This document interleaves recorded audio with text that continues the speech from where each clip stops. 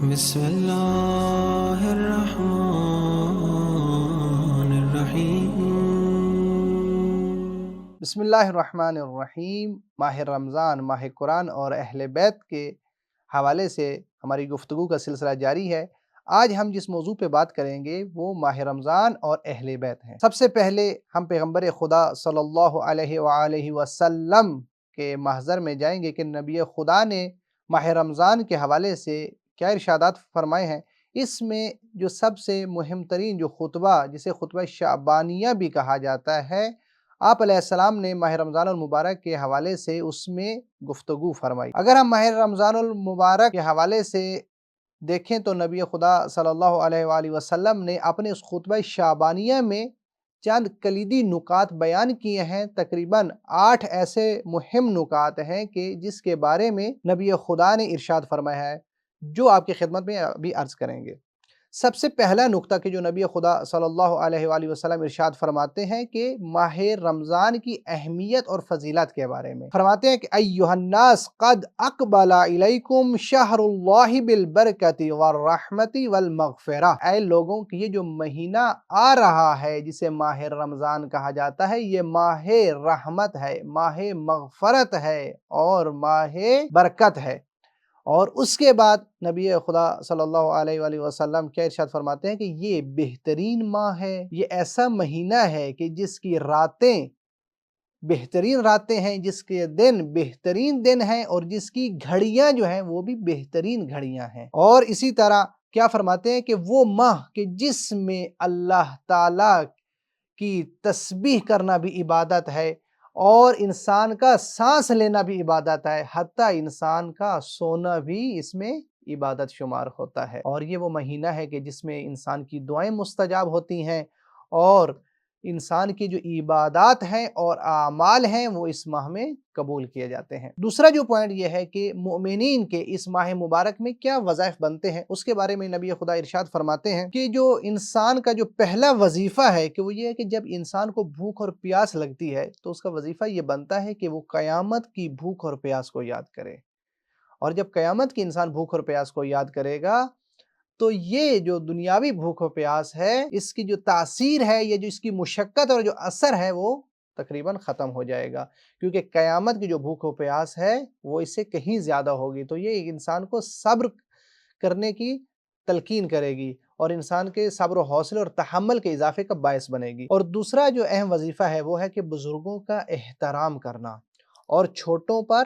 رحم کرنا، یہ ماہ مبارک کے وظائف میں سے ہے اور یہ ماہ مبارک میں مؤمنین کے وظائف میں سے ہے۔ اور تیسرا جو اس کے اندر ذیلی نقطہ ہے وہ یہ ہے کہ رشتہ داروں کے ساتھ صلہ رحمی کا حکم دیا ہے نبی خدا نے کہ ماہ مبارک میں رشتہ داروں کے ساتھ صلہ رحمی کریں، اپنے زبان، کان اور آنکھ کو خدا کے محرمات سے بچائیں کہ اللہ تعالیٰ نے جس چیز کو حرام قرار دیا ہے انسان اپنے آپ کو اس سے بچائے، کہ زبان کو غیبت سے بچائے، زبان کو دوسروں کو تکالیف اور اذیت دینے سے محفوظ رکھے، جھوٹ سے زبان کو اپنی محفوظ رکھے، اسی طرح اپنی آنکھوں کو حرام سے بچائے، اسی طرح کانوں کو ہر فعل حرام سے بچائے کہ ایسی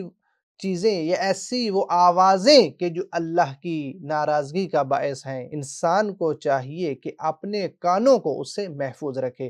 اور اسی طرح جو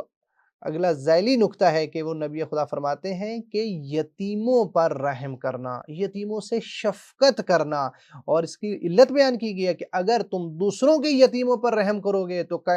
خداوند متعال تمہارے یتیموں پر رحم کرے گا۔ تو اسی طرح ایک نقطہ اور کہ اپنی نماز میں دعائیں کیا کریں، کہ ہر نماز کے بعد دعا کریں کہ خداوند متعال ان دعاؤں کے سبب اللہ تعالیٰ آپ کو آسانیاں فراہم کرے۔ اور یہ مؤمنین کے حوالے سے چند وظائف تھے جو نبی خدا نے ذکر فرمائے۔ اگلا جو پوائنٹ ہے کہ جس میں نبی خدا صلی اللہ علیہ وآلہ وسلم ماہ رمضان میں توبہ کرنے کی اہمیت اور فضیلت کو بیان کر رہے ہیں۔ اس کے بارے میں نبی خدا کیا ارشاد فرماتے ہیں کہ ایھا الناس ان انفسکم مرہونۃ باعمالکم فکفوھا باستغفارکم، کہ آپ کیا کریں کہ توبہ اور استغفار کے ذریعے اپنے نفس کو اپنی نفسانی خواہشات کی قید سے آزاد کروائیں کہ انسان کو جو نفس ہے وہ کیا ہے، ہمیشہ خواہشات انسانی میں، خواہشات نفسانی میں جکڑا ہوا ہے۔ تو آپ استغفار کے ذریعے، دعاؤں اور مناجات کے ذریعے اپنے اس نفس کو آزاد کروائیں۔ اور اس کے بعد جو ذیلی نکتہ نبی خدا صلی اللہ علیہ وآلہ وسلم اس میں ارشاد فرماتے ہیں کہ یہ ہے کہ جو انسان کی جو پیٹھ ہے یہ گناہوں کی وجہ سے سنگین ہو چکی ہے، اور گناہوں کی وجہ سے انسان کیا ہے، اس دلدل میں پھنس چکا ہے۔ تو پس تم اس ماہ مبارک میں طولانی سجدوں کے ذریعے اپنی پیٹھ سے اس بار سنگین کو کم کریں، ہلکا کریں۔ تو نبی خدا صلی اللہ علیہ وسلم کیا فرماتے ہیں کہ تم ماہ رمضان میں طولانی سجدوں کے ذریعے اپنی پیٹھ سے ان گناہوں کی سنگینی کو کم کرو، اس کو ہلکا کرو اس ماہ مبارک کے صدقے میں۔ اور اس کے بعد نبی خدا صلی اللہ علیہ وآلہ وسلم کیا ارشاد فرماتے ہیں کہ افطاری کروانے کا ثواب کیا ہے؟ اس کے بارے میں نبی علیہ السلام فرماتے ہیں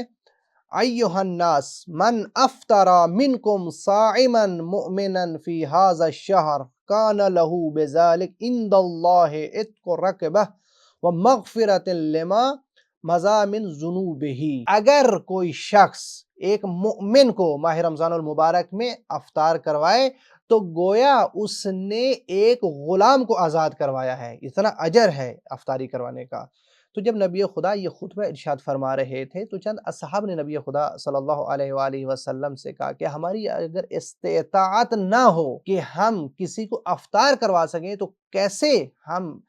اس فضیلت کو اپنے نام اعمال میں لکھوا سکتے ہیں؟ تو نبی خدا صلی اللہ علیہ وآلہ وسلم نے ارشاد فرمایا کہ تم اپنے آپ کو نصف کھجور کے ذریعے آتش جہنم سے محفوظ کرو، کہ اگر کوئی ایک مومن کو آدھی کھجور بھی افطار کے طور پہ پیش کرے اور تو قیامت کے دن اللہ تعالیٰ اس سے جہنم کی آگ سے محفوظ کرے گا۔ تو یعنی یہ اس کا اجر و ثواب ہے ایک افطار کروانے کا۔ اس کے بعد نبی خدا کیا ارشاد فرماتے ہیں، خوش اخلاق ہونا اور لوگوں کی خدمت کرنا اس ماہ مبارک میں اس کا بہت زیادہ اجر و ثواب ہے۔ اس کے بارے میں فرماتے ہیں کہ ایھا الناس من حسن منکم فی ھذا الشہر خلقہ کان لہ جواز علی الصراط، کہ یاد رکھو کہ اگر تم میں سے کوئی شخص خلق خدا کے ساتھ، مخلوق خدا کے ساتھ حسن اخلاق سے پیش آئے گا، اور حسن اخلاق سے پیش آنے کا جو اجر اور ثواب ہے وہ یہ ہے کہ جب انسان پل صراط کو پار کر رہا ہوگا، کراس کر رہا ہوگا، تو اس شخص کے قدموں میں لغزش نہیں ہوگی، وہ آسانی سے پل صراط کو عبور کر سکے گا۔ یہ اس کا پہلا نکتہ ہے کہ جو اس کے ذیل میں نبی خدا ارشاد فرماتے ہیں۔ اور اس کے علاوہ نبی خدا کیا ارشاد فرماتے ہیں کہ یہ جو لوگوں کی جو خدمت کرنا ہے، کہ اگر تم اپنے ماتحت افراد کے ساتھ حسن اخلاق سے پیش آؤ، ان کے لیے آسانیاں فراہم کرو، تو قیامت کے دن خداوند متعال اپنا غضب جو ہے، اپنا خشم جو ہے تمہیں اس سے محفوظ کرے گا، تمہیں اس سے محفوظ رکھے گا۔ اور اگلا جو نکتہ ہے، اگلا جو پوائنٹ ہے، اس میں نبی خدا صلی اللہ علیہ وآلہ وسلم نماز مستحب کے ثواب کے بارے میں اور تلاوت قرآن کے اجر کے بارے میں ارشاد فرماتے ہیں۔ کیا ارشاد فرماتے ہیں کہ من تطوع فیہ بالصلاۃ کتب اللہ بہ براۃ من النار، اگر کوئی شخص نمازیں بجا لائے گا اور قرآن کی تلاوت کرے گا تو قیامت کے دن خداوند متعال اسے نار جہنم سے محفوظ رکھے گا، اسے آتش جہنم سے بچائے گا۔ کہ اگر انسان مستحب نماز بجا لائے اور یہ جو مستحب نمازوں کا انجام دینا ہے یہ جہنم سے نجات کا باعث بنے گا۔ اور اسی طرح اگر کوئی شخص اپنی واجب نمازوں کو ادا کرے گا تو جو واجب نمازوں کا جو ثواب ہے وہ کیا ہے کہ اگر نماز واجب ماہ رمضان المبارک میں اگر پڑھی جائے گی تو اس کا جو ثواب باقی مہینوں سے 70 گنا اضافہ ہوگا۔ اور اسی طرح تلاوت قرآن کے بارے میں نبی خدا فرماتے ہیں کہ ایک آیت پڑھنے کا جو ثواب ہے ختم قرآن پڑھنے کے ثواب کے برابر ہے۔ اس کے بعد جو اگلا نکتہ ہے جو نبی خدا صلی اللہ علیہ وآلہ وسلم फरमाते हैं, वो क्या फरमाते हैं कि जन्नत के दरवाजे खोल दिए जाते हैं और जहन्नम के दरवाजे क्या हैं, बंद कर दिए जाते हैं। अब फरमाते हैं कि अगर तुम ये चाहते हो कि तुम पर जन्नत के दरवाजे खुले रहें और जहन्नम के दरवाजे तुम पे बंद हो जाएं, तो क्या फरमाते हैं, या अय्युहन्नास इन्ना अबवाबल जनाने फी हाज़ा शहर मुफत्तहतुन। तो तुम्हें करना क्या है, तुम्हें ये करना है कि नमाजों के बाद तुम अल्लाह से दुआ करो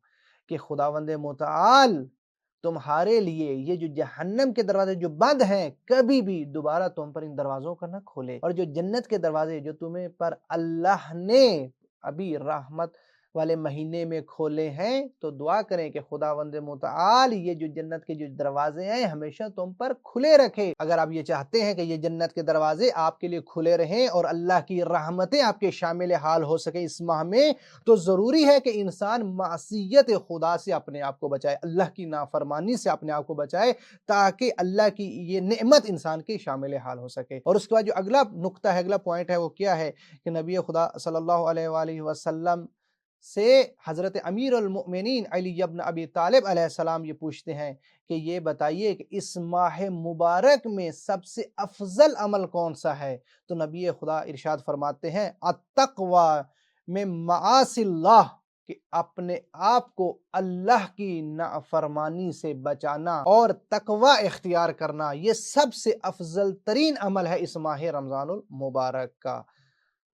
ये माह रमज़ानुल मुबारक कि जो खुदावंद मुतआल ने इसमें इतनी रहमतों और बरक़ात का ज़िक्र किया है, ये सब की सब हमारी शामिल हाल कब हो सकती हैं? उस वक़्त हमारे शामिल हाल हो सकती हैं कि जब हम नबी खुदा सल्लल्लाहु अलैहि वसल्लम की इन तालीमात या इन दस्तूरात और इरशादात जो इन्होंने इरशाद फरमाए हैं, उस पर अगर हम अमल पैरा हों और अगर हम इन पे अमल करें, तो खुदावंद मुतआल इस माह रमज़ानुल मुबारक की रहमतें, बरकतें और मग़फ़िरत के जो दरवाज़े हैं वो हम पे खुला रखेगा और ये हमारे शामिल हाल होंगी, और उस वक़्त हमारा सोना भी अल्लाह की बारगाह में इबादत शुमार होगा और हमारा सांस लेना भी अल्लाह की बारगाह में तस्बीह शुमार होगा। इन्हीं अल्फाज के साथ खुदावंद मुताल की बारगाह में दुआ गो हैं कि खुदावंद मुताल हमें सही मानों में नबी खुदा सल्लल्लाहु अलैहि वसल्लम के इन फरमूदात पर, इन इरशादात पर अमल पैरा होने की तौफीक अता फरमाए और इन्हीं के सदके हमें दुनिया और आखिरत में कामयाबी और कामरानी नसीब फरमाए। वस्सलामु अलैकुम व रहमतुल्लाहि व बरकातहू।